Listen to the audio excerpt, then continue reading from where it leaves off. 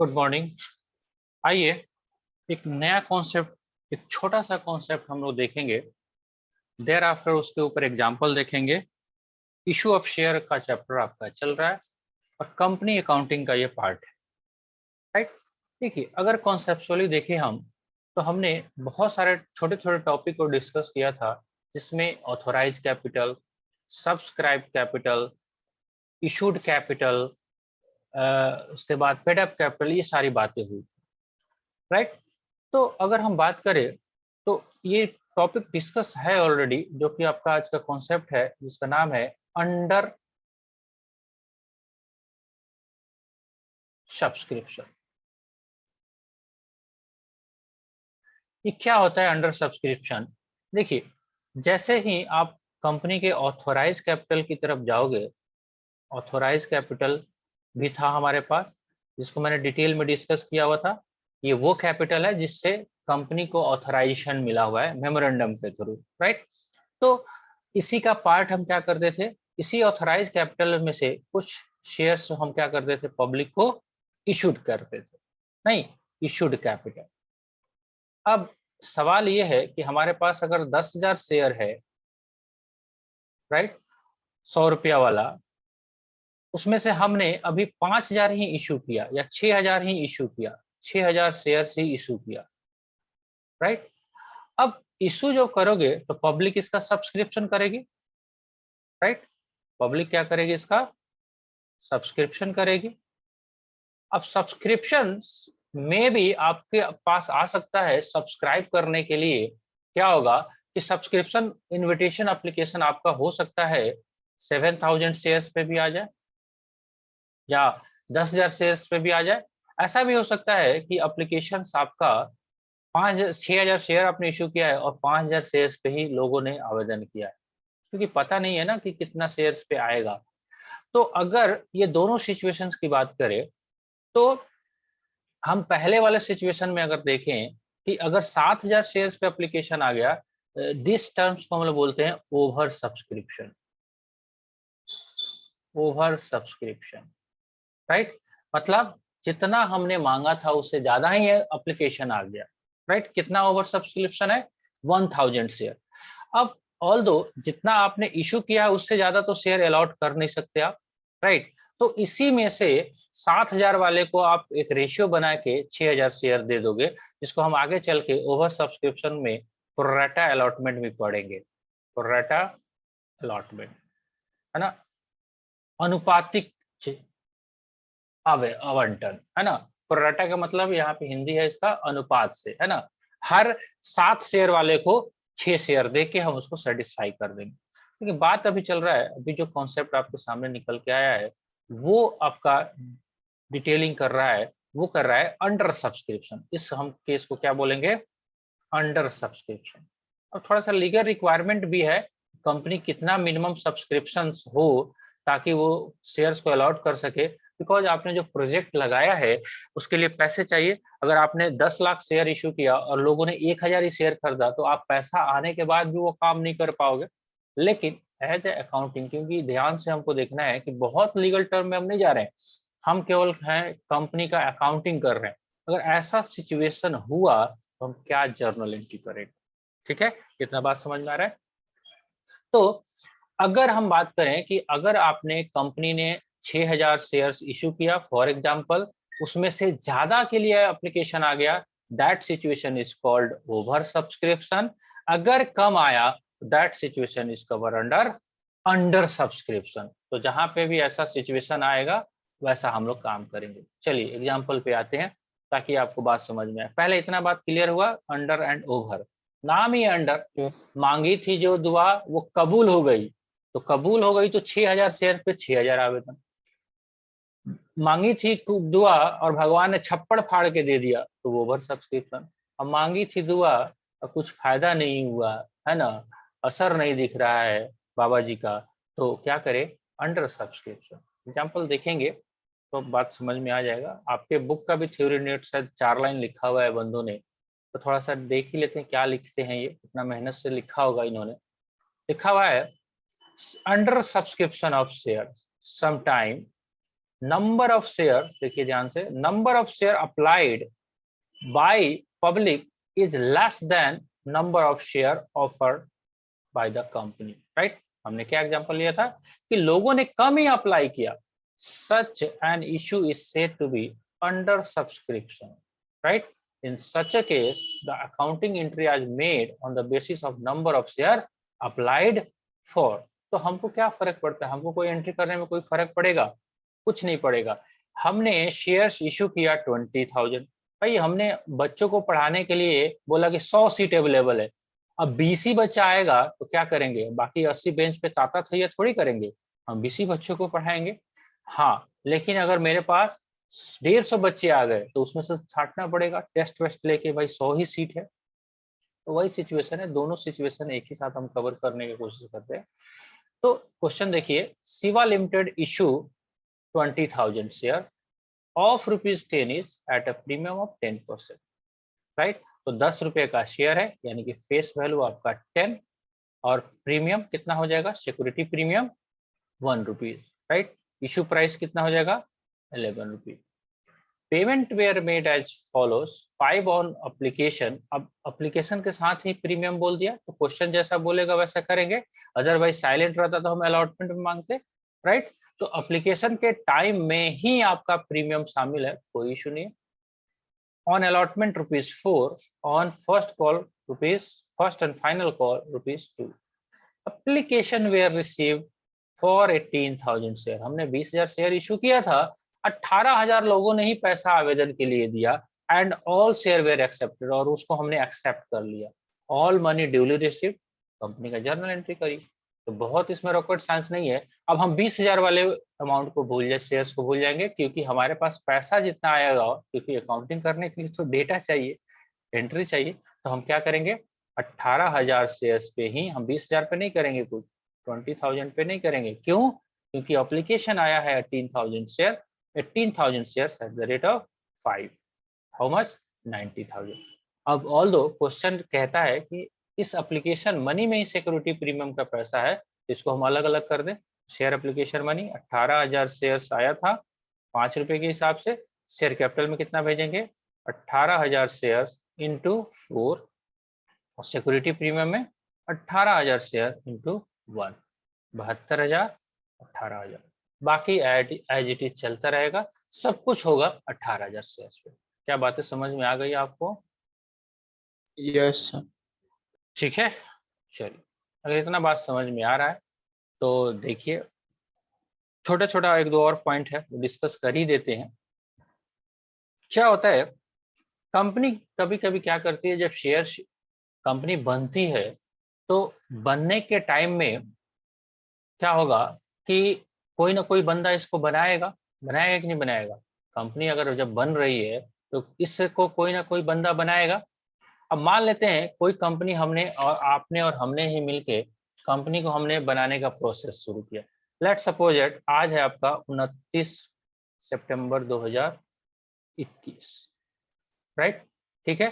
तो आयुष और साक्षी ने मिलकर एक कंपनी बनाने की सोची, किस दिन पे, 29/9 को। क्या आपने सोचा और अलादीन का चिराग गिली गिली छू हो गया, कंपनी बन गई? क्या ऐसा होगा? बिल्कुल नहीं होगा। देयर आर सर्टेन, क्योंकि आपने पढ़ा कंपनी का definition, company is a separate legal entity created by law. क्या आयुष और साक्षी को नॉलेज है कंपनी कैसे बनता है? बिल्कुल नॉलेज नहीं है। तो इन लोगों ने, दोनों ने सोचा, मार्केट में गूगल किया या मार्केट में पता लगाया कि how to create the company, right. तो कंपनी जब क्रिएट करने की इन्होंने गूगल की तो क्या मिला, how to create a company in Motihari. तो नंबर आया सीए राकेश रोशन, ये कंसल्टेंट हैं, आपको बताएंगे कंपनी कैसे बनता है। तो ये दोनों पहुंचे सीए राकेश रोशन सर के ऑफिस में, राइट। सीए राकेश के ऑफिस में पहुंचे, मीटिंग शीटिंग हुई, बातचीत हुई कि ये पेपर लगेंगे, ये इतना फीस लगेगा, ये सारा काम आप करो, ठीक है। तो आज से ये दोनों लग गए, राइट, ये दोनों लग गए। अब लग गए जी, तो लगने के बाद लेट सपोज दैट 15 दिन लग गया इस सारे कागज को करने में, राइट। 15 डेज अगर लग गया तो करते करते हमारा कंपनी जो है 15 अक्टूबर 2021 को क्रिएट हो गया एएस लिमिटेड, है ना। आयुष और साक्षी ने कंपनी बनाया था, एएस लिमिटेड कंपनी बन गया। अब सोच के चलिए, कंपनी में ये लोग शेयर होल्ड करेंगे तो ये शेयर होल्डर कहलाएंगे, लेकिन शेयर किस दिन अलॉट होगा, जब कंपनी बनेगा उसी दिन। क्या उससे पहले हो सकता है क्या? बिल्कुल नहीं। तो ए और एस, आयुष और साक्षी, इस कंपनी के क्या हो गए? अगर शेयर इन्होंने लिया तो शेयर होल्डर हुए कि नहीं हुए? Share holder. अगर इन लोगों ने डायरेक्टर भी बना दिया गया तो ये लोग डायरेक्टर भी हो गए, राइट। इसके बाद भी बहुत सारे लोगों को, 100-150 लोगों को इन्होंने जोड़ा, सब शेयर होल्डर बने गए। लेकिन आयुष और साक्षी जो है, ये दोनों ने मिलकर इस कंपनी को बनाया था, because both are creating the company. तो इसी को हम लोग क्या बोलते हैं, इस दोनों को हम एक और नाम भी देंगे, इसका नाम है प्रोमोटर। प्रोमोट किया था इन लोगों ने, प्रोमोटर, राइट। तो अब ये सोच के देखिए, कंपनी बना 15 तारीख को। अब इससे पहले बहुत सारे खर्चे भी हुए होंगे कि नहीं होंगे? भाई सीए साहब को फीस देना है, चलान वलान लगा होगा, सब कुछ दिया गया होगा। किसने दिया होगा? आयुष और साक्षी ने। भाई सीए साहब बोले भाई एडवांस दोगे तो काम करेंगे, अदरवाइज नहीं करेंगे। पता नहीं तुम काम करा के निकल लिए तब तो हमारा कुछ नहीं होगा, बिकॉज कंपनी के नाम पे कॉन्ट्रैक्ट होगा 15 तारीख के बाद। अब इसीलिए इन लोगों को प्रमोटर कहा गया है, और ये लोग कुछ खर्चे भी करेंगे जिसको हम लोग कायदे से प्रीलिमिनरी एक्सपेंसेस भी बोलते हैं। प्रीलिमिनरी नाम है, प्रीलिमिनरी मतलब कंपनी को बनाने से पहले के खर्चे, जो कि कंपनी का ही है, वो कायदे से कंपनी का ही खर्चा है। कोई आयुष और साक्षी ने अपने घर का काम नहीं करवाया है राकेश रोशन से, उन्होंने कंपनी का ही काम करवाया है, और कंपनी के ही काम करवाने के लिए फीस दिया है। अब क्या सोचती है कंपनी कि कंपनी जो ये शेयर इशू करेगी बाकी लोगों को, तो क्या पैसा लगेगी कि नहीं लगी? मनी लगी। लेकिन इनके ऊपर कंपनी को दया आ गया, प्रोमोटर के ऊपर, देख भाई तुम लोगों ने बहुत मेहनत किया, चलो तेरे को कुछ शेयर एवं ही दे दिए, फ्री में, राइट। तो जब एवं ही दे देंगे तो क्या पैसा तो आएगा नहीं।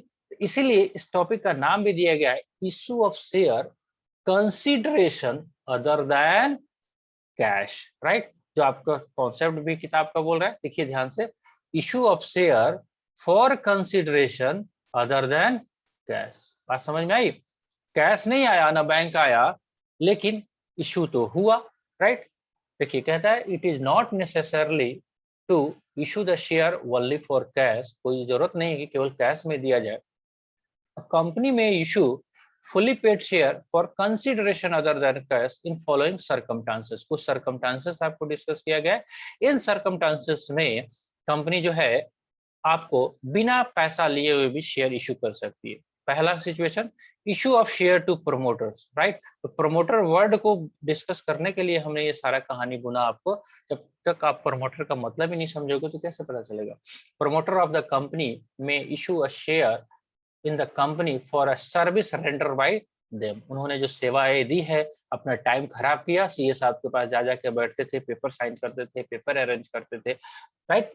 चलिए, तो शेयर कैपिटल तो क्रेडिट होगा ही होगा। अब पैसा तो आया नहीं, लेकिन ये कंपनी के लिए तो खर्चा ही था, तो इसलिए इसका एक नया लेजर हेड क्रिएट कर दिया गया जिसका नाम रहेगा इनकॉर्पोरेशन कॉस्ट या फॉर्मेशन एक्सपेंसेस। तो ये भी शेयर ही इशू हुआ है, बट इसमें पैसा नहीं आया।